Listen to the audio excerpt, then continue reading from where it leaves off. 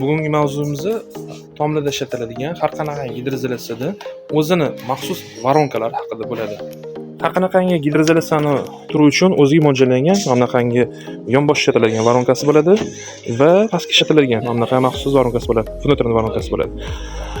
Buni uстановка qilingandan keyin mana tepasida bunaqangi teshiklari bo'ladi. Maxsus varonkani pastga qo'yiladigan zaglushkasi bo'ladi gidroispaniya bilan qo'llash uchun. Yonbosh varonkalarniki esa zaglushkasi bo'lmaydi, u o'zini material bilan kleylanib yopiladi. Bu bunaqangi setkalari bo'ladi, olinadigan. Va buni ham setkasi bo'ladi. Va o'rnatilganda bunaqangi hozir gidroispaniya tayyorlab qo'ygan tomimizda maxsus varonka uстановка bo'lgan. Bo'lgandagi zaglushkasini qo'yib qo'yganmiz. Bu suv sinash jarayoni uchun. Germetiklar yopib qo'yganmiz. Bu tepa uchun mo'ljallangan membrananing maxsus varonkasi parapetni. Bu to'rtburchak bo'ladi. To'rtburchak uzunligi 65 sm и mana bunaqangi отводы bo'ladi, переходник отводы. Bu to'rtburchakdan dumaloq o'tadigan bo'ladi.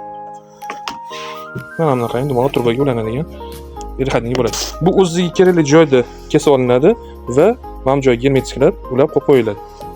Va bunaqangi maxsus varonkamizda 100 talik turba tigi 100 talik diametrda, tepasi 160 diametr bunaqa konus sima atrofida bo'ladi. To'rtburchak varonkamizni ko'rganingizdek 10 ga 10 bo'ladi, diagonalga nisbatan kattaroq bo'ladi. Shuning uchun maxsus varonkalarimizning teshik o'rinlari 160 lik 150 mm diametr teshiladi, almasning brendi bilan teshiladi. Va bunaqa maxsus varonkalar har bitta gidroizolyatsiya turida albatta o'rnatilishi kerak. O'ziga turbaga qaylatib qo'yish, konditsion turbalar ishlatish kerak emas, metallik turbalar ishlatish kerak emas. Shuning uchun o'zini maxsus varonkasini saylangan bo'lsa, bu germetizatsiyasini 100% ta'minlaydi.